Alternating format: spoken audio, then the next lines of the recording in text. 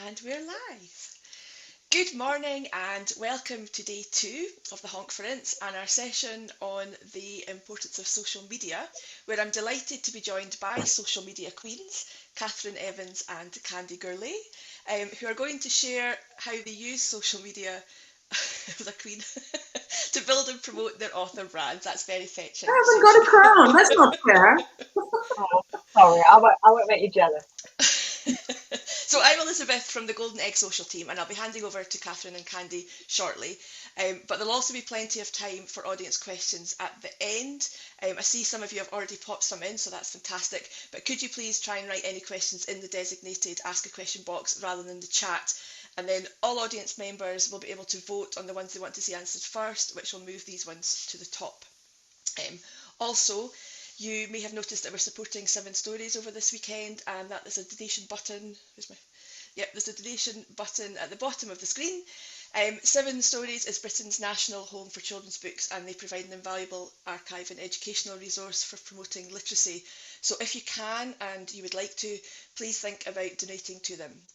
They have a session with us this afternoon where they'll be sharing some of their archives, I think including some of Philip Pullman's early work, so it'll be a real treat. Anyway, so on to our panel. We have Catherine Evans, who writes creepy YA fiction with a science fiction twist. Nominated for the Carnegie Medal, her debut, More of Me, won the 2017 Scooby Crystal Kite and the Edinburgh International Book Festival's First Book Award, which is the... Thank you, this is great, you've got modelling things as we go along. But that was the only young adult novel ever to do so, I believe. It was, yeah. Yeah. So her second, Beauty Sleep, won the Crime Fest YA Novel Award in 2020 and was shortlisted for the Steam Book Prize. She has earned herself the nickname of TikTok Auntie with an emotional video that went viral during the second lockdown, and has just put her third completed novel in the drawer because it just wasn't working. Her words, not mine.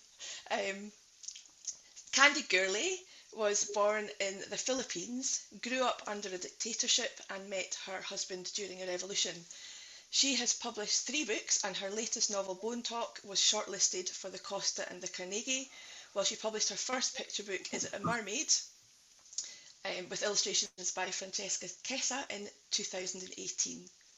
Both Cathy and Candy are also legends in the STBWI British Isles universe, or Scoobies, and so will be known by many joining us today. And welcome to you both. Thank you so much for joining us today. Good morning. Hello. I'm going to disappear off screen just now for a little bit and then come back later on for the Q&As. So over to you. Thank you. Good morning, Candy. Good morning. I hear you've already had tea. I've had 4 cups of tea to start today, but no cake. No cake in the green room, Candy. Well, Liz said there was cake, and then it turns out they weren't real. So really, it's so hard, isn't it, doing these virtual things? That's the hardest dear, part. yeah. The travel is the worst thing. I had to come all the way down the stairs to get here. I had to cross the room. My bed is over there. What people expect these days, it's a disgrace. Good morning, everyone. There are loads of you in the chat. It's wonderful. We've got people from the Philippines. How fantastic. Yeah, I might just start speaking in Filipino suddenly. I would love that. I love it when you speak in Tagalog. Did I say that right? No, Tagalog. It's not like Tagalog. It's Tagalog. Yes. Tagalog. Yeah. I'm very uncultured. I'm sorry about that. Yes. So we better get to it. Yep. So I think the first thing, Cathy, that we want to talk about is maybe we should start by introducing how we got into social media. Can you talk a little bit about your social media, how you got in, what do you use it for, and where can you be found? Yeah, sure. So social media has changed a lot for me. I got into social media because my daughter realized I was incredibly lonely, which sounds really sad, but I was working full time on the farm and my job was office based and trying to write, and I just wasn't really seeing anybody. So she said, Mum, you need to join Facebook. And so I did. And she got me onto Facebook. My profile picture was a picture of her with a lemon meringue pie for ages. So those of you who are not involved in social media at all, a really good way to start is to just lurk. Find the platform. We're going to talk about all the platforms this morning that you think you like, that might work for you. Just lurk a bit, sign up, and just watch what other people do for a bit. And that's what I did on Facebook. And then I found my community, actually, all my writer friends, my Scooby friends. So social media used to very much be a support network, a place to hang out with friends. But it's changed because my life has changed, and it has become something. When I joined Usborne, when I was signed up by Usborne, they sent me on a social media training day. I thought it was to just stop me swearing on Twitter, but no, it wasn't. It was to try and, think about branding. So now I think about where I am, and I'm on Facebook, although I use it a lot less. I have a family and friends page, which I've culled down to, I've still got an insane amount of friends, like 500, but I know a lot of people. So I have Facebook and a Facebook author page. And I think you should talk about Facebook as well, your perspective. Twitter, which is great for connecting with industry professionals, librarians, book bloggers, teachers, all on Twitter. Instagram, great for book bloggers, some readers, tends to be my older readers and industry professionals. And because of you, I am now on TikTok, which I know is not your. Yes, because you encouraged me to do Instagram Reels, which I didn't want to do, and then was really, really fun. But they work so well on TikTok that I migrated over. TikTok is where my potential audience are. It's like being in a school for me. So through this last year in lockdown, I've really missed connecting with young people, and they're there on TikTok. So that's been amazing. I have YouTube, but I don't feed the channel. And it's, in fact, one lovely school child sent me a message saying, "You're so sweet. You post all these videos on YouTube and you've got no followers." So, and of course, website.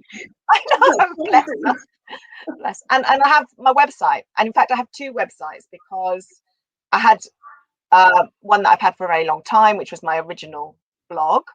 And this year, when we all panicked that we were losing our school event income, I set up Catherine Evans Online in a big hurry with help from a friend who, Joe Whiten was amazing and helped me do that. Which is a bit weird now because I've now got two websites. So what about you? So I'm quite an early adopter. I like trying things out. And when the internet happened in 1994, I became aware of it. I was in a house with my little children and really bored. Well, I'm sorry, children. I was bored, but I love you. And I was thinking, because I used to be a journalist, and I used to be like deadlines and writing stories and involved and out and about. And suddenly I was nappies and making milk and things like that. And then I thought, then the internet happened, and I looked at the internet and I thought, wow, you could create your own magazine. So I started to create my own magazine. I thought it was like, I do a little bit of designing. I like dabbling in those things. So I tried to design a magazine online. And every time I created a piece of artwork and put it up online, it would float around in the wrong place. And then I realized that I had to learn how to code. So I learned how to code it so that they don't float around in the wrong places. And suddenly I was making websites. And then I started making a magazine just for myself, and I'd email it to my friends, well, to 4 people. And I wrote little essays like why we should all be more like Liz Hurley, things like that, like funny essays about being a mom and reviewing parenting books and things like that. And then someone said to me, "You're blogging." And I said, "What's a blog?" And it turned out that blogging was what I was doing. I looked it up. And soon after that, I've discovered Blogger, which is a website where you can upload a blog without having to code the page yourself. So I started blogging about my journey. I was trying to get published. And that blog was called Notes from the Slush Pile. And I just quietly did it. I didn't really expect audiences, and the audiences grew and grew and grew because there were no other blogs doing it. I was an early adopter. When you do things early, you're the first there. And so my audience was amazing on Notes from the Slush Pile. Unfortunately, there was a technical problem that happened to Notes from the Slush Pile, and all those people who used to come disappeared overnight on the year that my first book was published. I remember this, and I think you should mention the numbers. It was it wasn't your issue, it wasn't your technical issue. It was WordPress changed, didn't it? No, it was YouTube. YouTube. Google owns Blogger, and Blogger decided that websites that were hosted on their own hosting places, this is all technical stuff, would be, something happened, and it got rid of all of my audience, and that was really disappointing, because my blog, Notes from the Slush Pile, used to have an audience of 5,000 people reading it every day. It's just like when you were first on Facebook, and Facebook, you would find so many people seeing and liking your posts, and then suddenly it disappeared overnight because Facebook thought, we should make money out of this, and started to prevent your stuff from being seen by people. Anyway, I was quite an early adopter, and one of the things I early adopted was a site called Multiply. It was one of the first social media sites. There was MySpace, but I didn't enjoy MySpace, so I was on Multiply. In Multiply, you could post pictures, write little stories. I had my whole family was there, and we would just share stuff. And then suddenly everyone on Multiply left. They all went to Facebook. I was trying to get them all back because I loved Multiply so much. You could see your friends hadn't seen your posts, and then say, hey, you haven't seen my photos, because you had such a small friendship group. But because everyone left, I went to Facebook. And Facebook was a whole new world with so many people were there. Everybody was there. And I realized that what you do on Facebook is you basically reassemble the world that you live in. So I just accepted everyone who wanted to be my friend. And by eventually I had 4,000 friends. But then I noticed that there were shenanigans happening on Facebook. Journalists in the Philippines discovered that our government had these troll armies, and were running troll armies. And I saw some really toxic stuff happening. And there was a movement in the government was basically had an anti-drug campaign, in which the way they solved the drug problem was killing the drug addicts in their sleep. The drug addicts, not the people who disseminate the drugs. And journalists went to Facebook to complain and say, look, people are dying because you're allowing this to happen. And Facebook did nothing. This was 2 years before the death count rose and rose. It's something like the official number is 20,000, but we think that it's probably double or triple that. So I think people should realize that this is now. This is current. This is not history. This is current. This is ongoing. This is 2 years ago. I discovered that there had been a lot of efforts to try to tell Facebook to stop this and help us, because people were dying, and Facebook would do nothing, because the Philippines is not America. They believe in the First Amendment, which, what they don't realize is weaker democracies suffer from that American attitude. And now Facebook is changing, because it's now affecting America. But they didn't care when massacres happened in Burma. They didn't care when killings were happening in the Philippines, India, all of these weaker democracies. They didn't care. And so I thought, I can't be party to it. I can't stay, no matter how powerful Facebook has been for me. It was very powerful. I had so many friends. It was you just let something out and people knew about you. And so I bit the bullet and I left Facebook. The other thing about it was, of course, it was an addiction that I needed to, but maybe we'll talk about that later. So my main platforms now are Instagram, which is still owned by Facebook, but so far not killing people, but maybe might be getting there. And then I'll have to think, how moral am I? And Twitter, which I don't enjoy very much. So my work on Twitter is very workmanlike, very kind of targeted. At my websites, I don't blog as much as I do, but I do blog because I still believe that blogging is the only way to control your message online. And we can talk more about that later. But that's where I am at the moment with social media. I'm aware that time is galloping on, and we already have quite a few questions building up in the bottom. I just want to address, I saw something come up in the chat from Lou Hersey. She said, I dream of 5,000 blog followers. That's really important, because that has changed. it is really hard to get traction on posts because the internet is a really noisy place. It's very unusual to get that kind of numbers. We don't get those numbers on Notes from the Slush Pile now, and there's 8 of us blogging on as a team now on Notes from the Slush Pile, which, by the way, is excellent for writing tips. So we don't blog often either. No, we don't. And I hardly ever blog now on my website, which is partly because of time and partly because of inspiration, because coming up with new ideas all the time is actually really hard because it's not actually our job to do that bit. But you were starting on discoverability. Like, one of the problems now on the internet is when we started, not very many people were doing it. So when people went online, they would find us because there weren't that many people. And now everyone is doing it. Everyone is promoting online. So you're competing with a lot of voices. And how do you stand out? How do you stand out?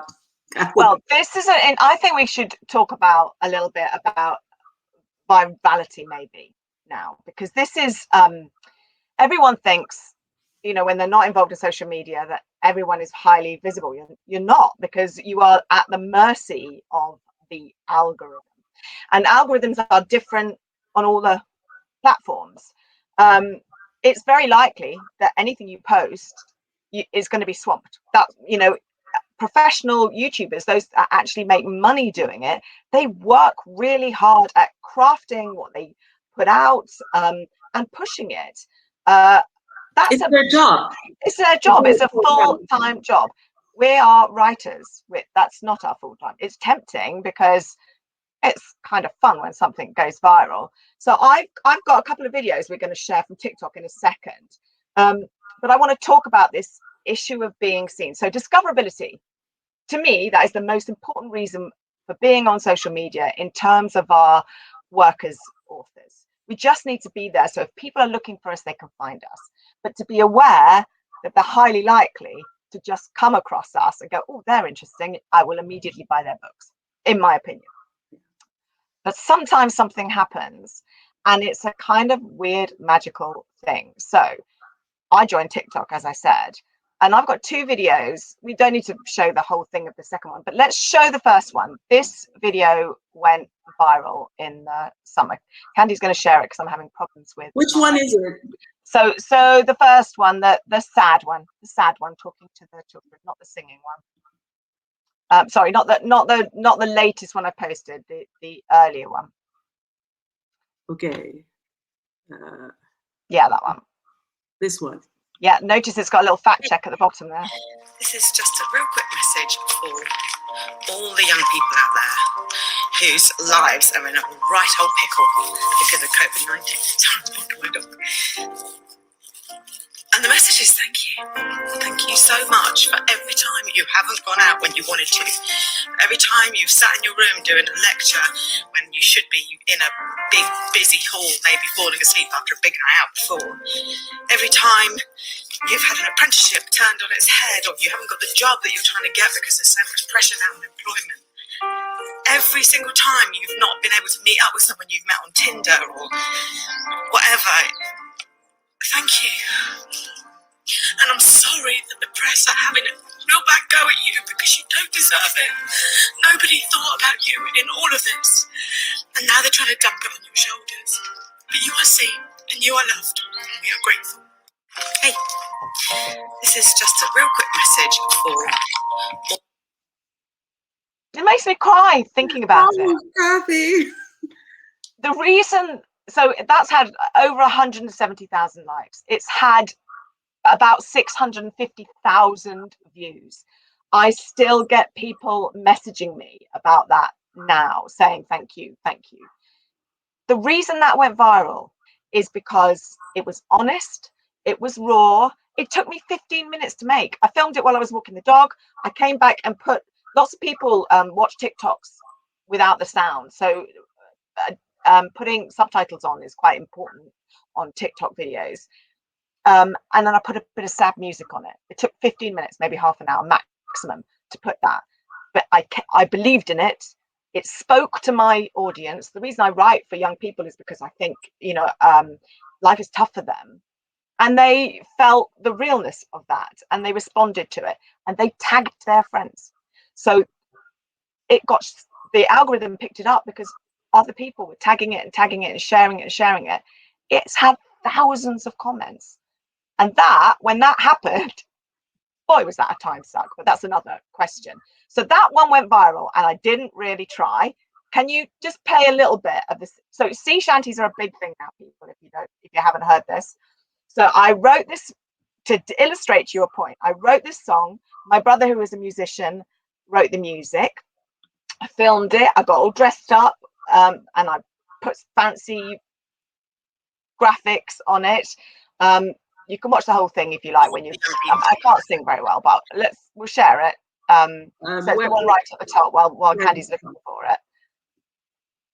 Yeah, so it's the first one that's just in this one. We used to have fun before COVID arrived. Oh, hey, we're almost done. And we all got trapped in jail and our liberty deprived. Now take a step back and put a face mask on. Some of you are saying that the virus is a fake. Oh, hey, we're almost done. Just look at all the deaths and give this lot a break and take a step back. Okay, that's enough. That's enough. So hats off to the science. Oh, hey, we're almost done. So we'll stop sharing. So my point is, a lot of work went into that video. It is not going to go viral, and I knew that when I made it. So I posted it 2 days ago. It's getting more traction, weirdly, on Instagram, which has surprised me a little bit.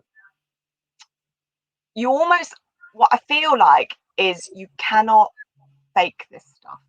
It is a really hard thing to have something that blows up and goes viral, and most of us are never going to have it. And I don't think that's what you should aspire to on social media as a writer. That's what I'm saying. Unless you are prepared to spend 6 hours a day dealing, because we deal with young people, we have a responsibility to them. If they're messaging you and saying, I am really struggling, you can't ignore that. You have to respond. I feel like I have to respond.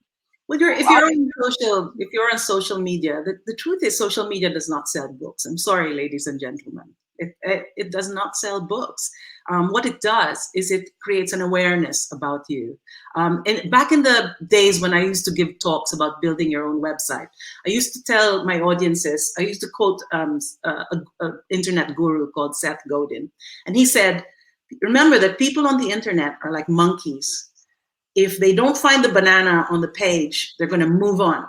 So you have to make sure that you've got a banana in every post, on every web page, on every blog. You have a banana that tells the audience what you want them to do. So you might be saying, buy my book, but that makes you look really awful. But you have to tell them what it is, or give them something that they want.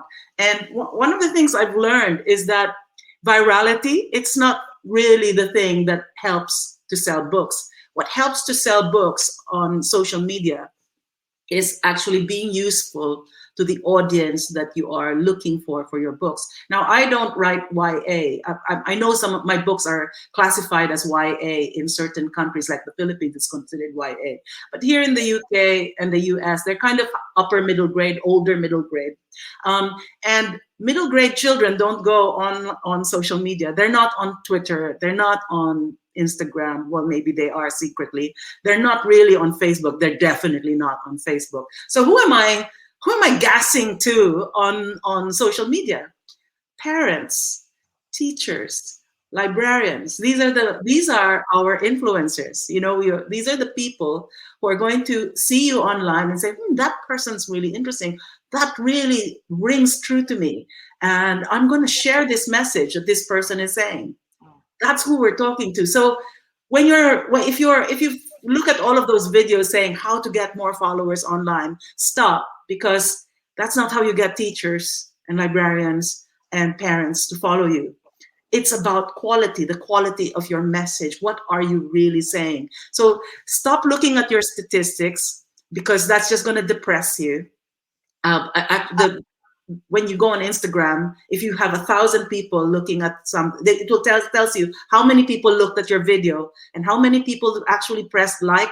Probably about 30. You know, it's usually a probably about 300, because it's about a 30% thing. 30% will act. They will look at your profile, they will like something, but the rest of the people who see your thing will just flip by. You know that by your own behavior, that people... Can I just throw something in here about branding as well? Branding, so influencers now, the whole concept of being an influencer has changed, is changing, probably will change again in 2 years' time. Now, companies are not looking for people with millions of followers because they have no loyalty, those followers. You're a transient part of their life. What they're interested in is audiences who are very engaged with the person that they are watching, micro-influencers. You do that so well, Candy. Guys, if you don't follow Candy, particularly on Instagram, because it's so visually obvious, Candy has, it's your design and journalism background. Every post you put up looks professional, it's clean, you have a banner, it's instantly recognizable that it's you who's created this post with the banner at the top and what's going on in the bottom. It's complete contrast to me. I think I'm just being honest because I'm tidy, so you know, that's me. But your branding is really clear, and I feel like I struggle a bit with that actually, and you know. But you know, you're mistaking branding. We're mistaking branding for how things look. So I just like I do graphics. So in fact, my graphics are very simple, simply made, not simple, but simply made, because I make most of my graphics in PowerPoint. You know, if you want to create graphics, you open up a PowerPoint page, you pull all of the pictures that you want, and then you add some text on top, you know, and then you screenshot it. And that's how I make my graphics. I sometimes use Photoshop, but really, you know, that's too much trouble. So much easier to do on PowerPoint.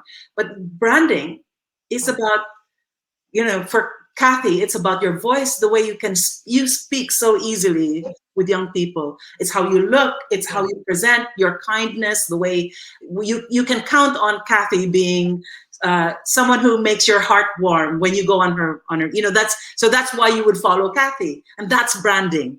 If you follow me, you'll see cartoons. I'm quite funny sometimes, and I'm quite considered. So I don't post rashly. I always post things that are of quality, and then I leave it there. I don't post every day. So you're not going to be bombarded with stuff from me because I don't really post every day. I don't have the time.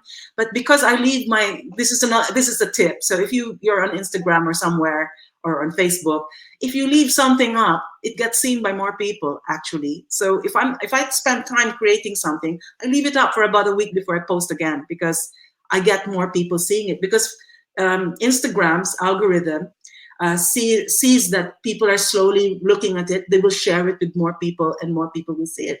But what Kathy was saying about quality and how engagement is measured, the social platforms have realized this. They've realized that people are buying followers, are kind of gaming the system and just trying to get more likes by creating lots of accounts that like their own stuff. You know, lots of people game the system. And now what they're doing, the algorithm has been changed so that they measure how people engage with your page. How do they do that? On Instagram, for example, what matters to Instagram, what tells them that this post that you put up matters, is how many people actually check your profile after looking at your post. How many people actually saved it, bookmarked that page. And that has higher value to Instagram than the number of comments, because comments can be gamed, or the number of likes.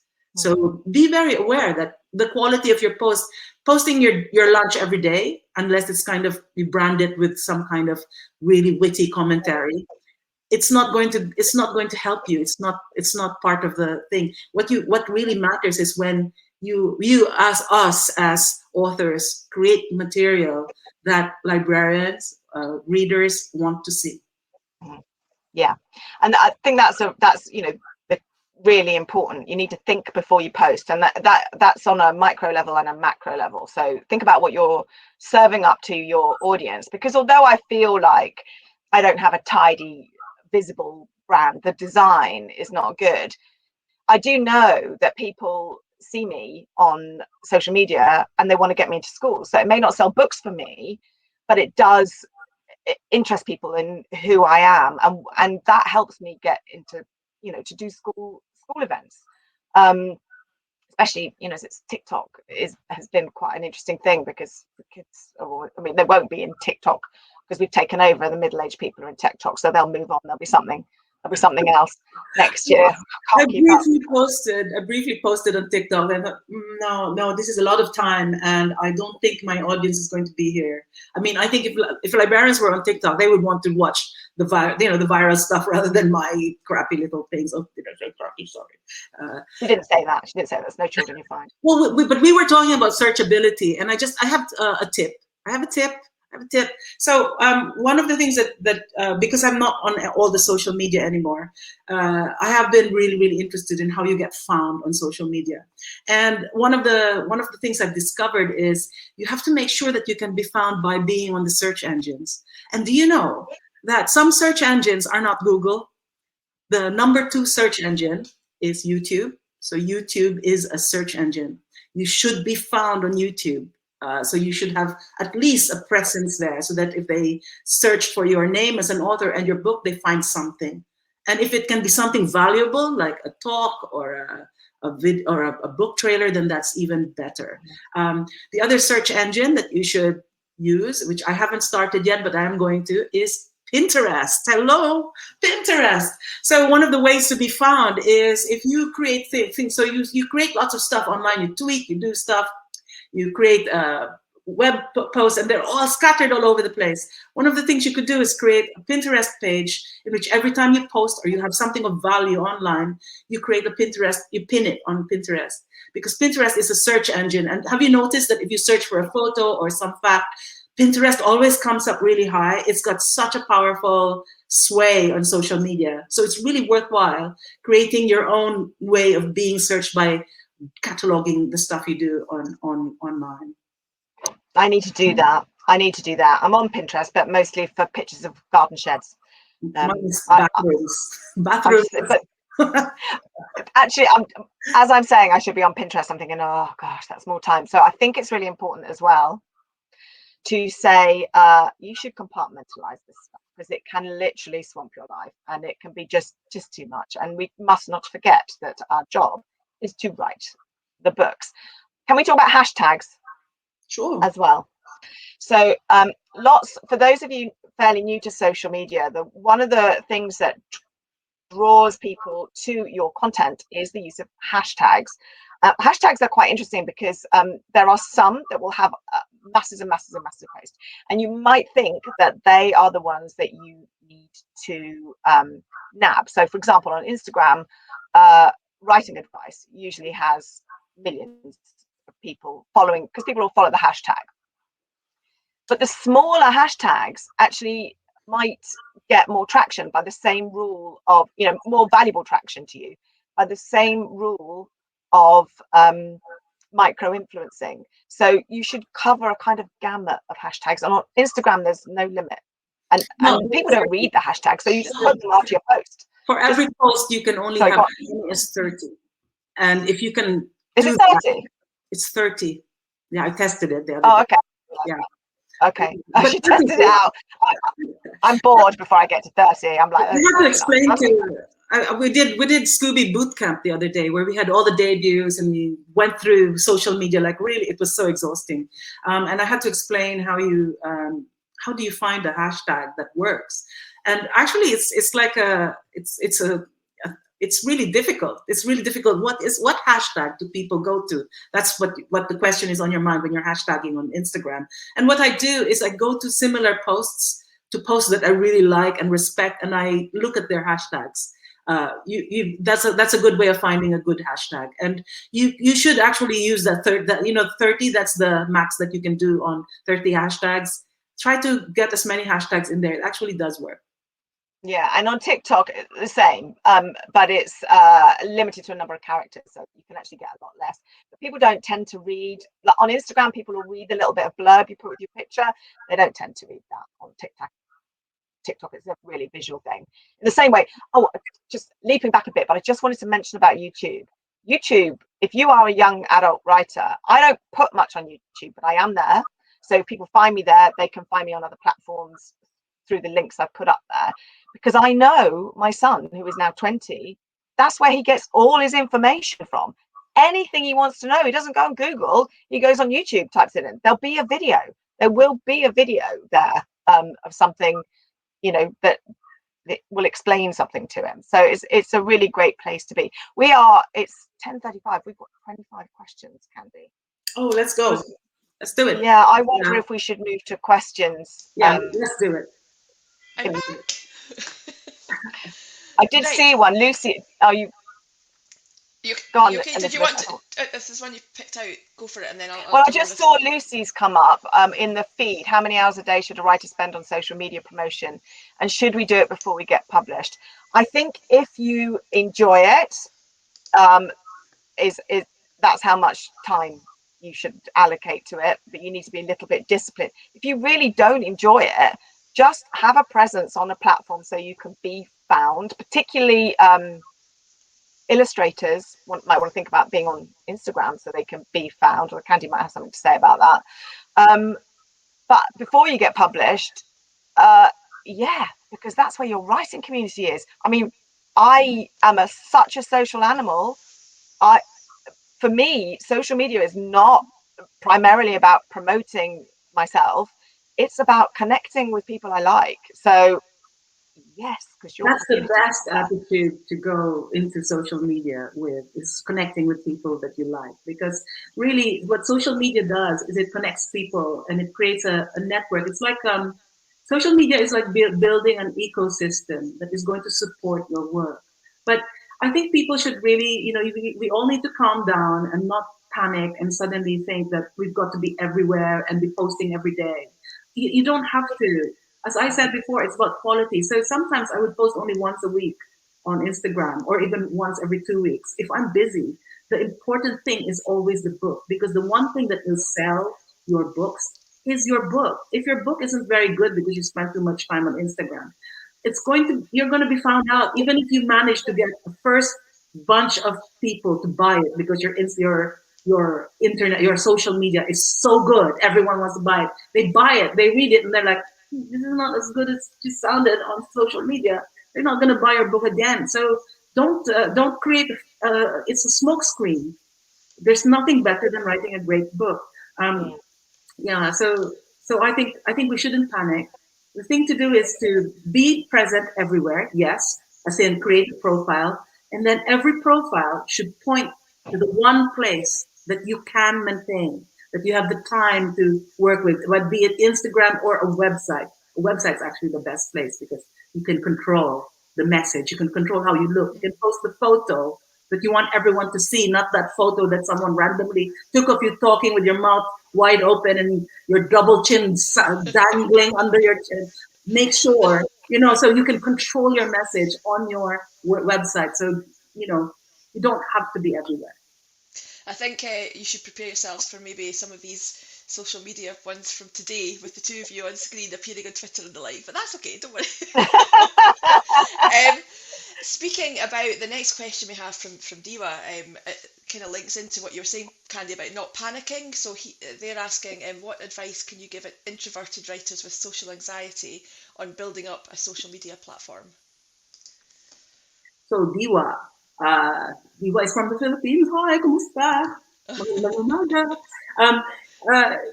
Yeah, most authors are not in it to be online. They're writing books because they like sitting in their rooms all by themselves with their fantasy world, not being out there.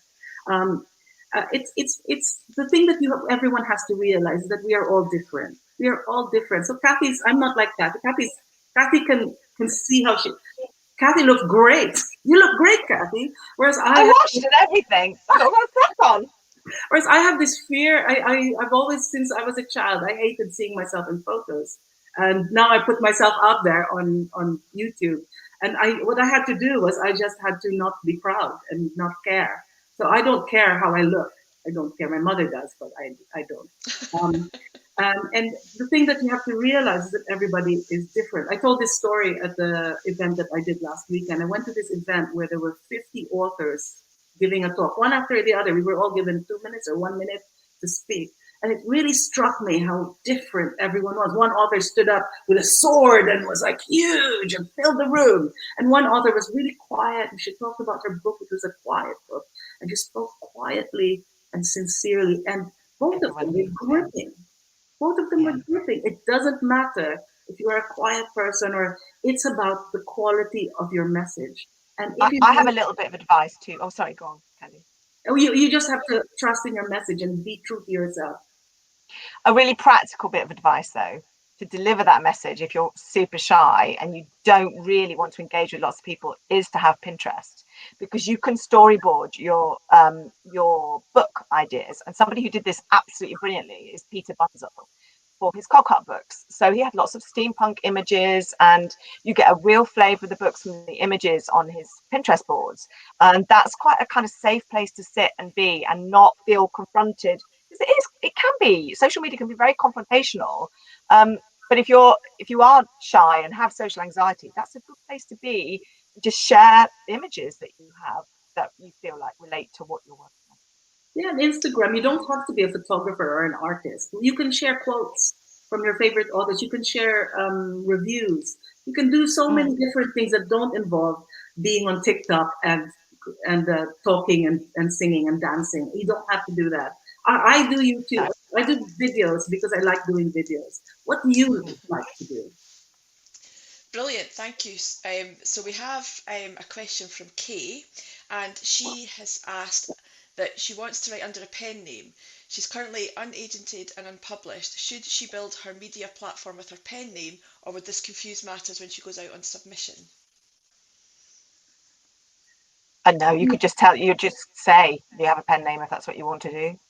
You just have to decide. I think one of the things that you have to do when you start building these things is you have to have a kind of long-term view. So if you're are you really committed to that pen name, or are you going to change your mind? It's really, really important that you think 5 years down the line. So if you got a book deal tomorrow under that pen name, 5 years down the line, are you going to change your mind? A lot of authors change their names. And the problem with changing your name is that you're going to have to build a new identity online with that new name if you want to forget one name. So when I first started, I built a website with the name of my first book, tallstory.net. And I had a website already, candygorlay.com. And you know what? It split the audiences. People didn't know where they were going to go. And so I got rid of tallstory.net, and I'm just candygorlay.com now. You can find me on that page. I'm not dividing my audience up. I think you have to think 5 years down the line, whatever decision you make about pet names. That's good advice. We actually had a couple of questions come in before the event. So one of them I think you've already spoken to, which was, does social media activity have a direct correlation to book sales, which I think you both said not necessarily, but we did. I am going to add a little caveat to that though, Elizabeth, if I could. Sure. It doesn't really, but I do, when I do have a popular video on TikTok, I do notice a spike in Amazon sales. Okay. But you get a spike in Amazon sales with just a very few books sold, but that's with thousands of people viewing a video.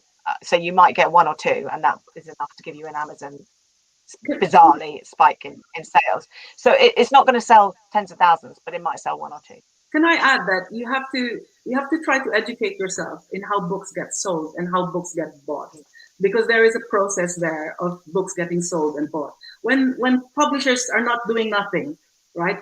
I know they encourage you to go on social media when you get a book deal, but they're not doing nothing. They spend a whole 6 months before the book comes out.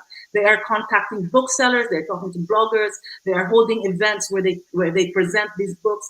They are doing a lot of stuff which you don't see, especially if you're not a star author like most people. You will not see all the work that a publisher does behind the scenes. And awards are a big part of how books get. Yeah. So the way you approach your social media you should look at how the industry gets booksellers to stock the books. You should look, and then you have to create social posts that encourage that. So it's not just posting about yourself and building a brand. It's about supporting the work that your publisher does.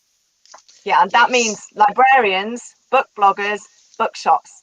They are the people that sell books. I think we have a Really, few not you. librarians in the And then audience as well. So Hi, librarians. superstars. We love you. We love you. Thank you for the PLR. It was fabulous. you have to also support. You have to kind of raise awareness about yourself with your publisher. The publisher has. It's not just your editor, not just the publisher himself.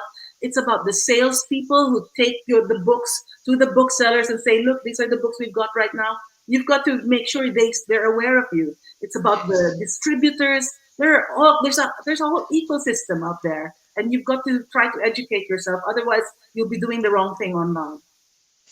Brilliant. Well, there was a bit of a similar question that came in earlier, which said, do you need to be good at social media to be a successful author? There are a lot of successful authors who are not on the internet. Mm-hmm. Yeah, so don't worry, Yeah, don't that's a stress simple one. everybody. If it's not your thing, it's still fine. But You're probably getting more written. the caveat is, first, the book has to be amazing. Secondly, the publisher has to be behind the book. And in publishing, while we love our publishers, there are different levels of authors. So some authors are the top authors who will get the ads, they'll get the posters on buses. They're going to be promoted like hell by the publisher. And the other authors get the kind of promotion that don't involve money. And so you will have to play a role there. You just have to accept that that's the way the whole system works.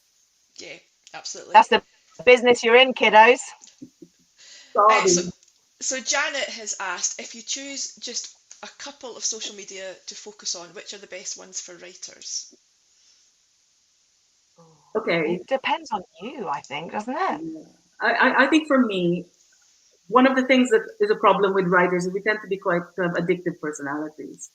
And Facebook, I left Facebook because of those things, but the other reason was I realized that my addiction was really bad. Like I needed to check, even though I'd already seen my last read, and it was really having an effect on my writing.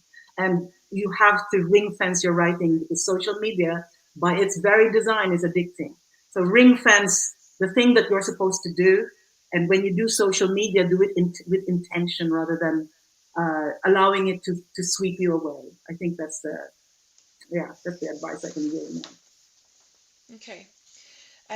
So we have another question saying, can a self-published author who is good at social media compete favourably with a traditionally published author for book sales? So that would kind of feed on to what you were talking about earlier with the book sales and knowing more about how the book industry works. Yeah, that's right. Somebody did say, could you turn your volume up, Elizabeth? Is that possible? Your volume in particular.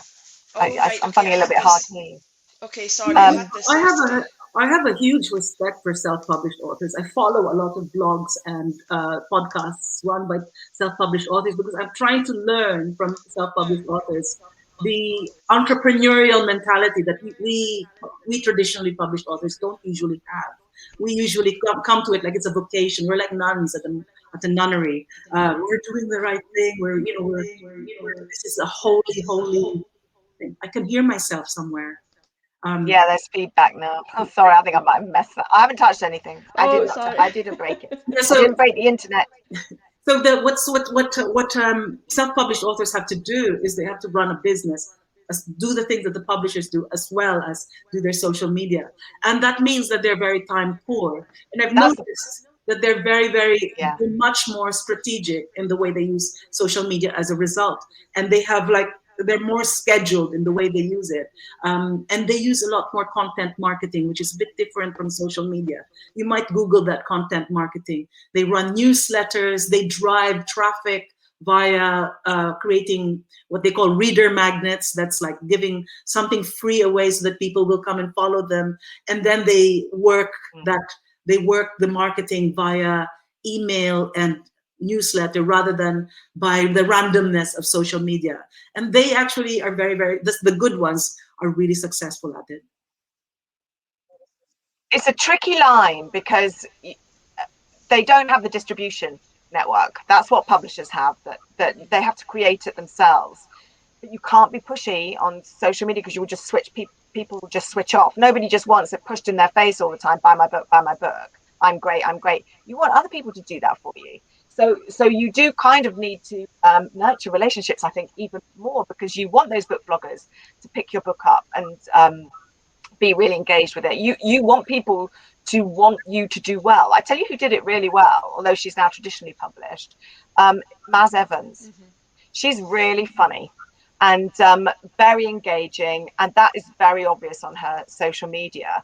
And she did really well with bringing her book out herself, the Who Let the Gods Out. That was, I'm pretty sure that was self-published before it was bought by Chicken House. I may have got that wrong, but she is brilliant at it.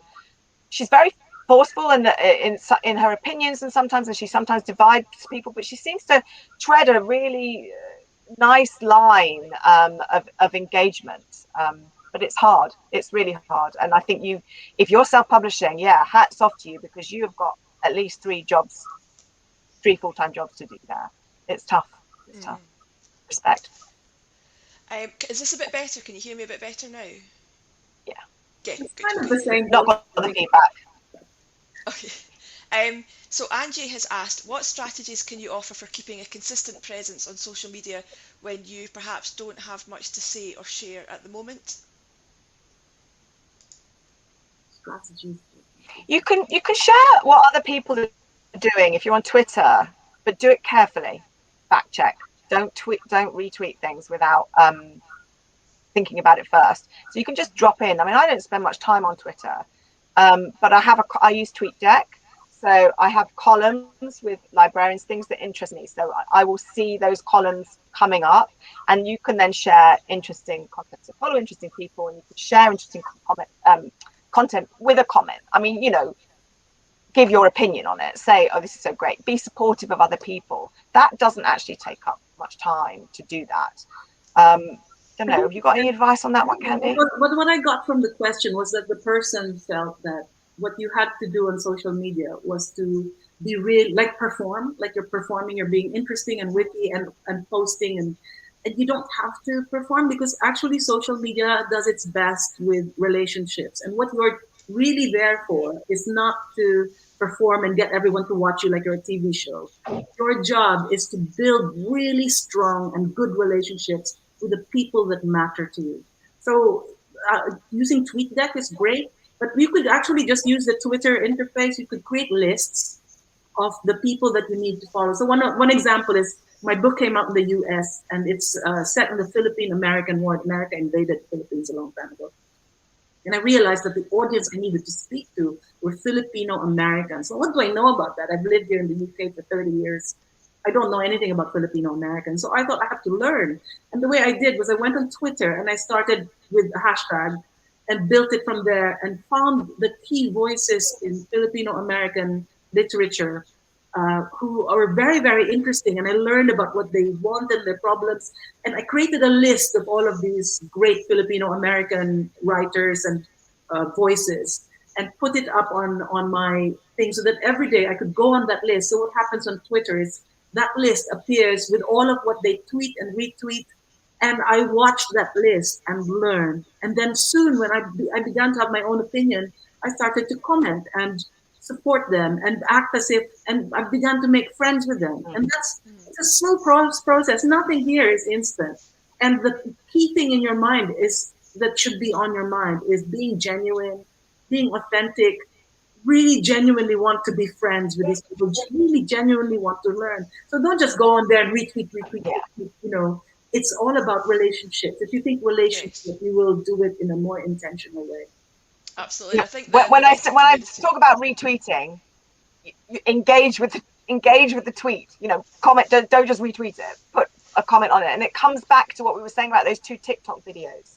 You can put masses and masses of effort into creating something, but something that is honest and authentic and really connecting with the people that you want to connect with.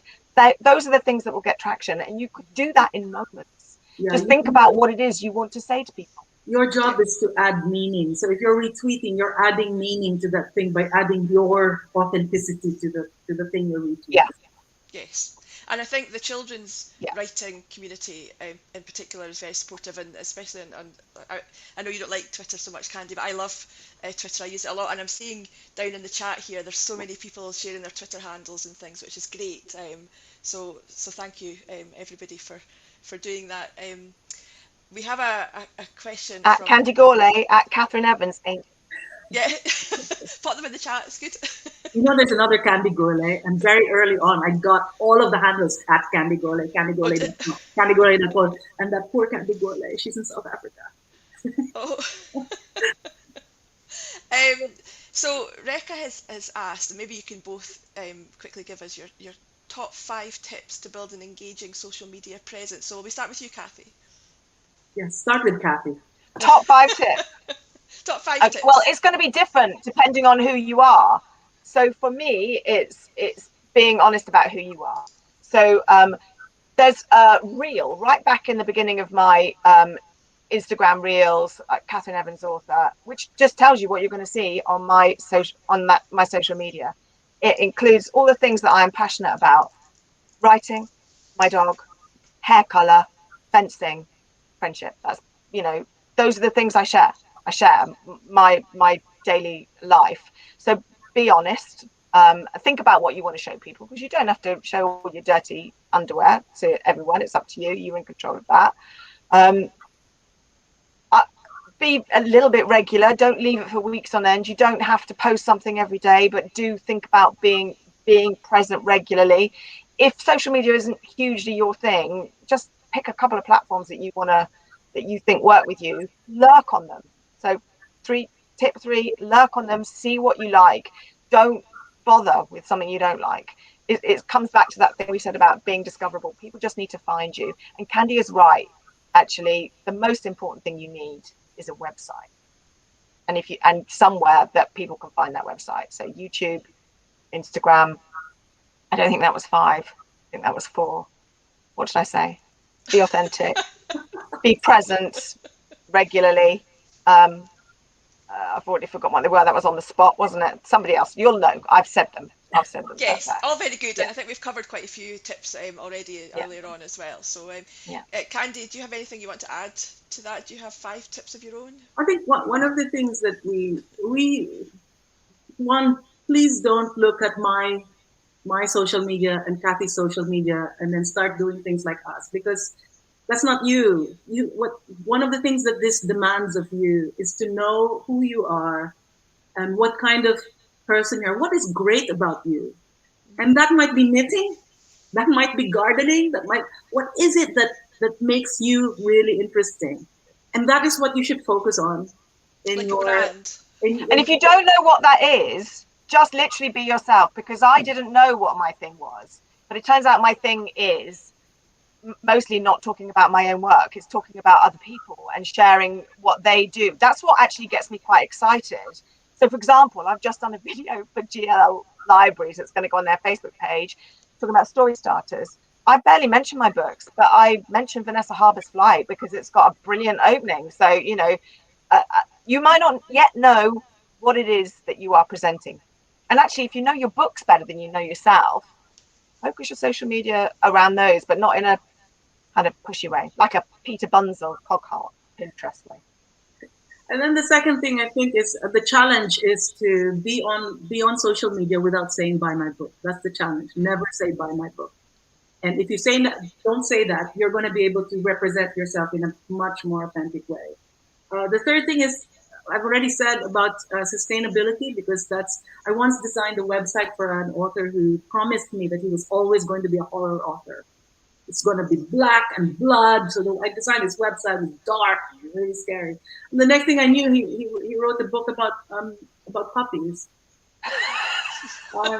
He had this beautiful, scary website. And so sustainability, you have to make sure that your website will still be presentable in whatever. If you change, you are going to change. I promise you, you're going to change. And don't be mean about people on social media.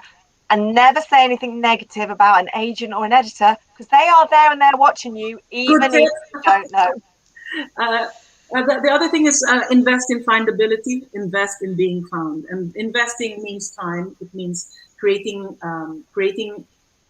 profiles on all of the social media, and then doing that Pinterest thing, making sure you've got the video on YouTube. It's like an investment up front, and then later on you can relax. And if you've got a book coming out, you must make that happen 6 months before, because remember that 6 months before is when the hard work of the publisher happens of getting those books into bookshops. I've got one super simple tip. If you're new to social media, try and make your profile pictures the same, so people know it's you until they get used to following you and know who you are. I'm quite noticeable because I usually have pink hair. I don't know at the moment. And make it up to date. Don't make it of you 50 years ago, honestly. Also, Yeah. Tony Bradman has a really funny story where he went to a school and they had found, there's not very many photos of Tony Bradman online. They found one of him when he was 20 something years old, which was up in like printed out in A3 up on the wall. And he comes in and Tony's like older than me, can I say? And the children looked at him and they looked at the photo and one boy said, "Have you been ill?" So yes, have that glamour photo taken, but make sure it kind of looks like you. Just slightly. It can be slightly glamorized, but make sure it really does look like you. And don't pretend to be someone you're not, because when your books are published, if you're not already, you will get invited into schools to do events and things. And if you turn up and you're completely different to the person they think they're getting, that will also be a bit of a shocker, not just physically, but the way I talk about things on social media, that's how I talk about them in schools, so that they get exactly what they see. The other thing I think I can say is, what you're doing is you're building a universe in which your book is found by people. You can't build a universe in a day, so take your time. It's okay. You can do it incrementally. These are building blocks, and everything in social media is a long-term investment. So don't worry. It's okay. You can do it little by little. Thank you very much. I can't believe how fast the hour has flown, but I'm afraid we're right at the end of our session. So thank you so much to both of you for all that really useful advice, your tips. It's been fantastic hearing from you. Thank you again for the audience for being so interactive. It's been lovely looking at all the comments down the side. And to Simone, who's... this will still be up. This will be up afterwards. So when this finishes, you can go back. Listen, can I give one tiny extra tip really quickly? If you don't know how to do something, Google it. All the information is there. If you don't know how to work Instagram, Google it. Google it. Brilliant. Okay, that's great. The only thing to say again, just a small reminder: if you have, if you're able to donate to 7 Stories, I know it would be hugely appreciated at some point over this weekend. But as I say, thank you so much to the pair of you. You have been fantastic. And everybody on here, the video will be able to be replayed and all the comments are stored down the side, so you'll be able to go back in. Really sorry for those questions we didn't get to, but there was so much interest in it, and hopefully that's covered most of what you wanted to hear. We'll try and answer them in the chat. Brilliant. Oh, thank you so much. Thank you. Lovely. Well, that's it. Thank you. Bye. Bye.